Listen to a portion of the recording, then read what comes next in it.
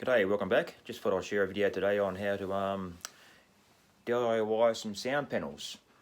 As you can see, I've made some sound panels for my music home theatre room. As you can see, nice and soft. They're about 60mm thick.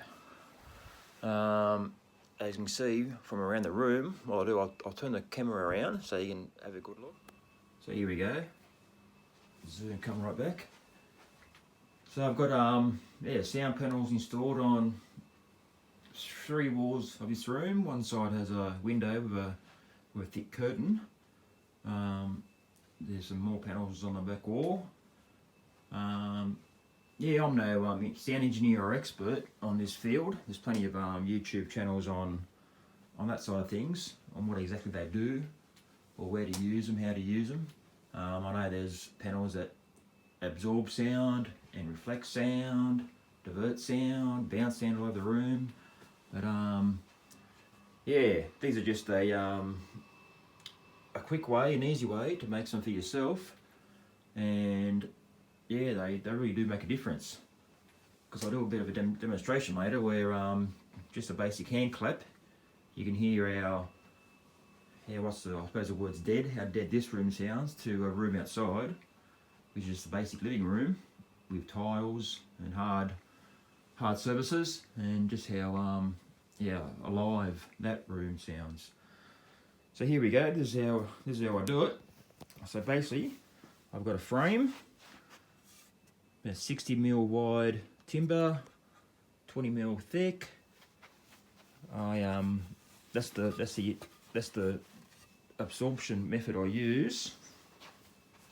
What this is just, you find on construction sites. That's actually free. I just got it from the dumpster on a construction site. This is stuff that I'm going to throw out. So these actually sound panels. They use it in the ceilings. It's not actually insulation, it's actually sound panels. You can see it's got a bit of rubbish on it. But yeah, you can see how thick that is and how that would absorb the sound. So it is specifically designed for sound and for dampening sound. Here's a frame I've got made up. So just basically nailed in a rectangle shape. I've measured exactly the same size as the sound panel, so I didn't have to cut anything. Then what I'll do there, I'll do another bit of timber on the back. So that's where the sound panel sits in. And that's how it fixes to the wall. So we put our sound panel in.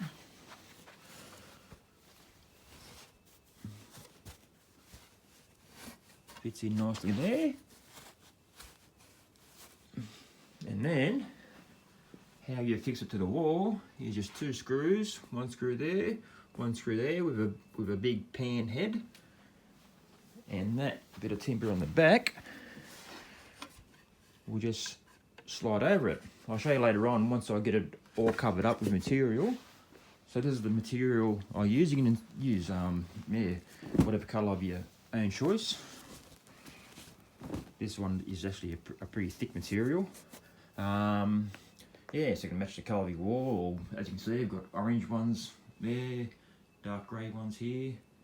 Then I'll use a stapling gun, then staple the fabric to the frame so it's nice and neat, and away you go.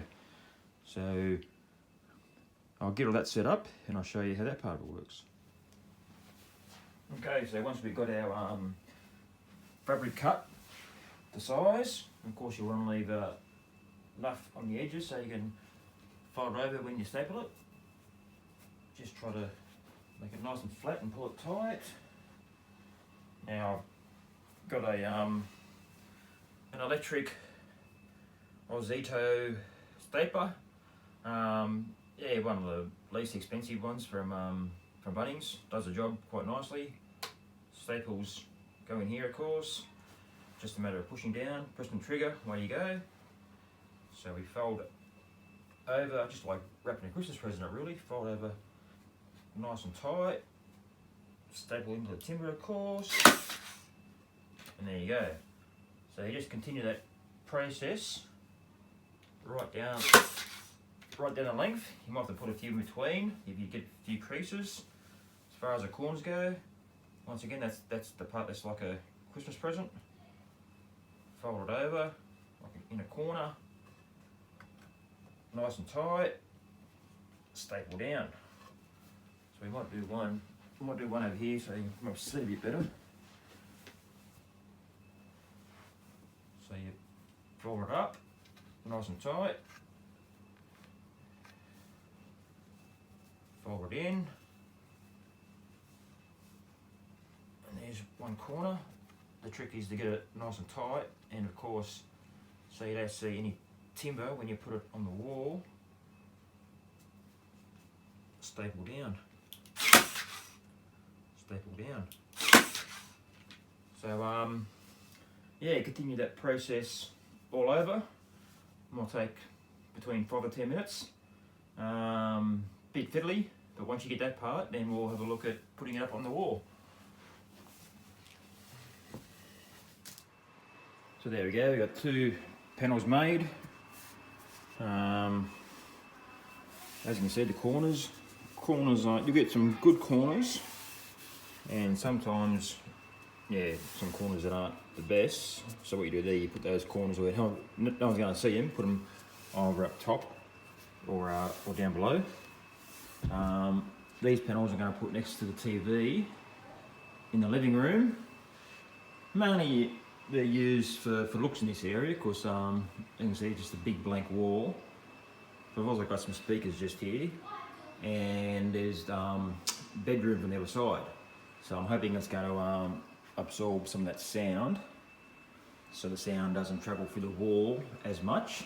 Still, it's not going to block it completely.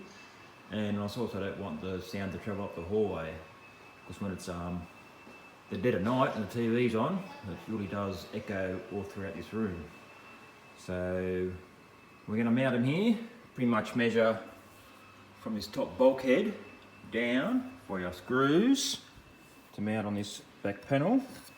So I'll show you that process when time comes.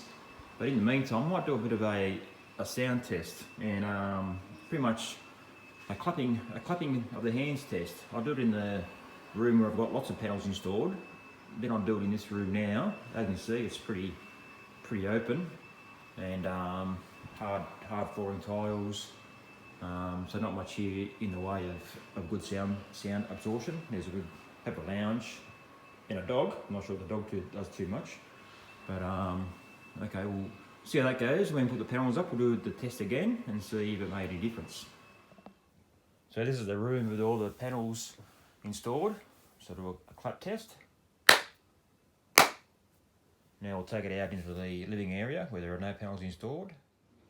So now in the room where there are no panels installed. Okay, now we've got our wall marked where we want the screws to go in. So we want 2 screws. I've got these spaced about 300mm apart, so we have got movement to slide the panels left and right if needed. I've got to measure so they sit sort of in the centre of the TV, so the same amount of space above and below. These are the screws I'm using. As you can see, they've got the good pan head, so they fit over the timber that they're going to be mounted on, so then they won't pull away from the wall. So if you screw those in with about 20mm, 21, 22mm left, they should sit over pretty snugly. I'm going to use some wall mates. No need to find timber studs here, as these are very lightweight panels. There's no weight on the wall whatsoever. It's only, the weight's only coming down, and yeah, not very much weight at all. So they will be suitable. So I'll put those in, we'll put the panels up, and I'll see you in a second. So there we go with our panels installed. Yeah, if you sort of got all your measurements right, when you use a spirit level, you should have them pretty perfect as far as levelness goes. As I said, you can slide them left and right to get them the same distance away from TV. As you can see, these are pretty much the same colour as the wall. The wife didn't want anything that would be too outlandish. or a different colour. She wasn't sure if she would like the look of them or not, so we'll see when she gets home. Yeah, we'll try another clap test. I don't think this is not gonna. I don't expect any miracles here, as there's only just 2 panels installed and it's a very open room.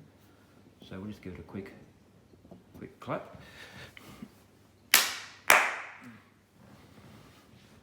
Yeah, I said I don't expect any miracles there. These are mainly just for aesthetic reasons and just hopefully to yeah, keep a bit of a noise, a bit of sound out of the speakers from the TV and the speakers to the hi-fi system, away from the yeah, away from the ruins behind that wall there. So yeah, hope you enjoy this one. Just a very a cheap way to make some acoustic type of sound panels. Yeah, as I said, you can make them all different shapes and sizes. My next little project is to make some ones for the corners, for corner bass traps, especially for my main home theatre room. So once I do them, I'll post those up as a video. So yeah, please subscribe and like this if you like it, and I can make some more. Okay, thank you. See you later.